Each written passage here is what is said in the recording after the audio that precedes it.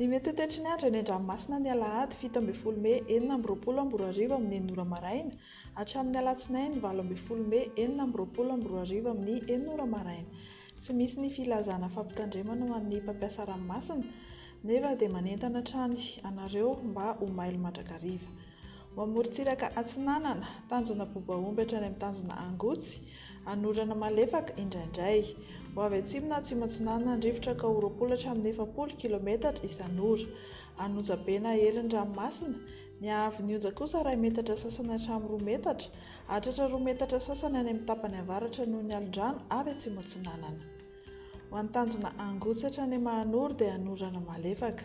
Ho avy atsimo na atsimo Atsinanana andrivotra ka 10 hatramin'ny 20 km isan'ora, hatratra 30 km isan'ora indraindray. Anonjabe ny ranomasina ary ny ahavy onja dia 2 metatra sasany hatramin'ny 2 metatra. Ho amin'ny Mahanoro hatrany Taolagnaro dia anorana malefaka.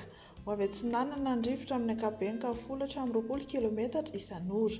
Anonjabe ny ranomasina ary ny ahavy onja 2 metatra sasany hatramin'ny 2 metatra. Taolagnaro hatrany amin'ny tanjona Vohimena dia anorana tandrifon-drahona. Ho avy Atsinanana andrivotra amin'ny ankapobeny ka 20 hatramin'ny 30 km isan'ora.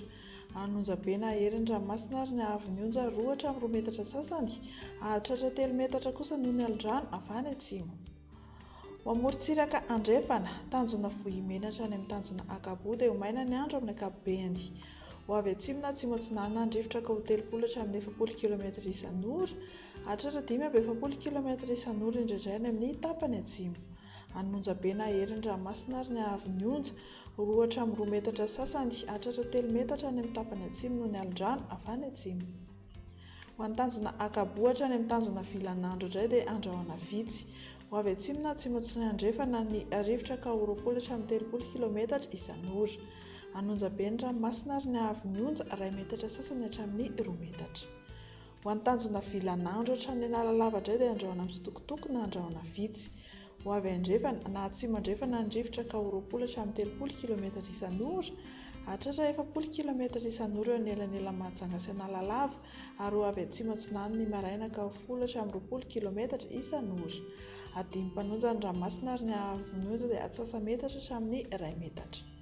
Amaranantsika azy Analalava hatrany amin'ny tanjona Bobaomby dia andrahoana amin'ny sitokotoko. Ho avy atsimo Atsinanana andrivotra ny maraina ka 10 hatramin'ny 20 km isan'ora. Ho avy Andrefana kosa ny tolakandro sy ny alina ka 10 hatramin'ny 20 km isan'ora. Ho tonona adimy mpanonja ny ranomasina ary ny ahavy onja 2 metatra manakaiky ny tanjona Bobaomby ary ho latsaka ny atsasa-metatra kosa any ankafa.